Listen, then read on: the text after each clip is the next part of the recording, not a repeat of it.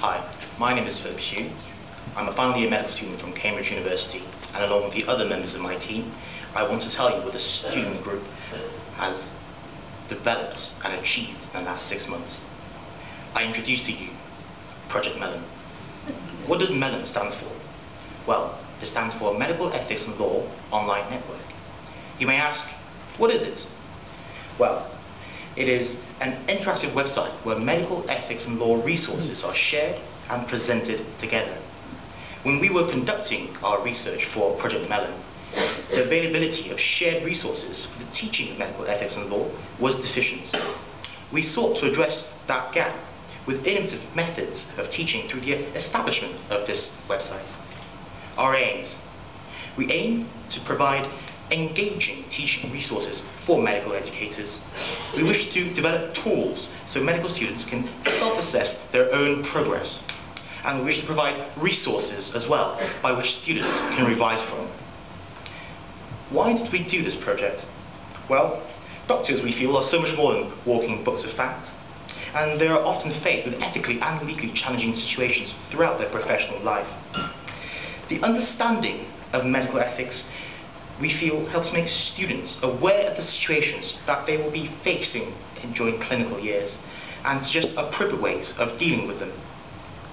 Moreover, in the longer term, it will aid in the development of moral and ethical reasoning that will allow them to understand other people's views, helping them to become more empathetic and caring clinicians.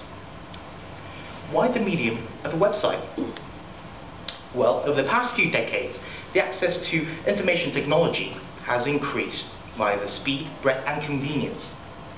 Communication and collaboration has changed and have taken on many new forms.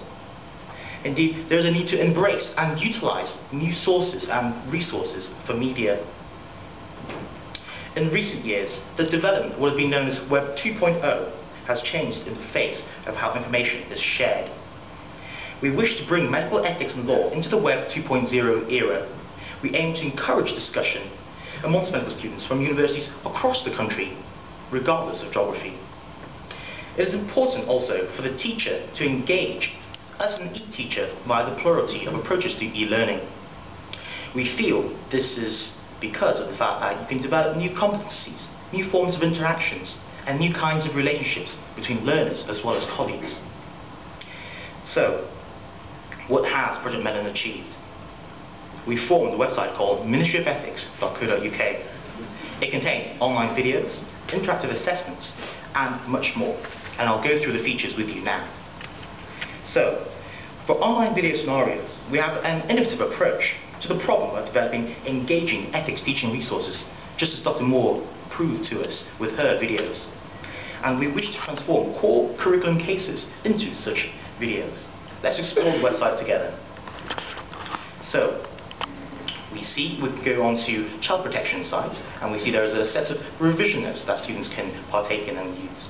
Each topic will have a set of case videos. For this one, it's computer simulation based. Others can be done by student actors. We see the learning objectives taken from the IME, and the legal, ethical, and clinical aspects are expandable and collapsible. This allows students to view them before or after the video itself. Moreover, we have integrated student and lecturers commenting system as well. There's also a useful links tab for students wishing to delve a bit deeper into the resource. So, for students, can raise questions based on the materials present on the video scenario itself, and there's a separate commenting system for the students as well as the lecturers. Other users can reply individually to facilitate learning through discussion. The commenting system will be moderated, much like the BBC News website, to monitor it for inaccuracies. Moreover, in addition to this, replies can be voted up or down to help highlight comments which our users find most useful. Now we're going to see a clip of a 14-year-old seeking contraception. Hello. Hi, please come in and take a seat. My name is Dr. Smith, and this is the first time that I am meeting you, right? Yeah, I normally come to this surgery, but used to see Dr. Shaw. Ah, yes. And now you are with me from now on. Excellent. We will be visiting back to this scenario later on in the presentation as I develop it. So, the next strand I wish to approach is the interactive assessment aspect, and let's look at that. So, we have listed all the flash MCQs that we have created on this web page. You can click on it and open it. We see that each MCQ is a clinical vignette, whereby you can select an answer from one of 5 options. If you get the answer right, you will be acknowledged and the answer will be explained. And if you get the answer wrong, also it will be notified and explained to you. Upon finishing MCQs, you can review the quiz again to see the overall results and detect your incorrect and correct answers. Now, we acknowledge that MCQs is not the ideal medium for testing ethics, but we feel it is a good tool for students to assess their own progress. We've also implemented a system whereby lecturers and students can upload resources to share with others. Let's see how it works. So members who are registered are able to log in and go onto their control panel to click on the Upload Resources tab, like so. In this demonstration, I'm going to upload a PDF file myself. And I can type in the title, as well as a brief description of the file for the other users. More importantly, I can make the file available to the public, to registered students and doctors, or to only lecturers. I can select the location where I can upload this as well, and it should be uploaded like so. I'm going to click on it to make sure that it has uploaded.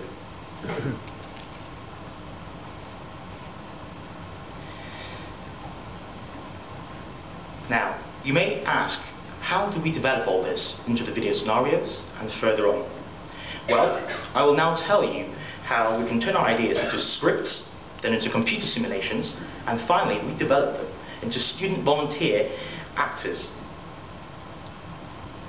So, we plan videos to cover the various topics listed under the IME consensus statement, and the coloured blocks are the areas which we have already created case scenarios for. To begin with, we firstly write the video scenario with key learning points covered and a description of the case itself. Then we cover the legal, ethical and clinical issues that are raised, which we feel particularly important. We type up the script into a computer simulation program, which allows us to model scripts into computer animations with the ability to change expressions and movements of the models itself.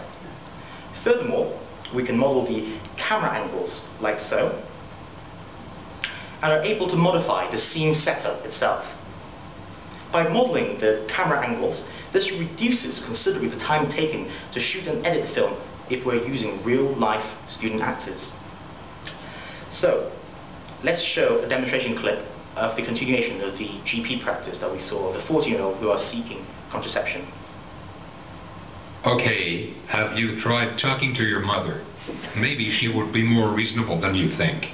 No, she'll just tell my dad, look, we looked into this. We're just trying to be as safe as possible. And then we can use student actors to progress the story. How about if I talk to your parents for you? It really would be best if one of them were here with you. She wouldn't understand. Amy. Look, all my friends are having sex now, and if I don't, my boyfriend will definitely leave me. There's already another girl who's been flirting with him, and I know she'll have sex with him because she's slept with those guys already.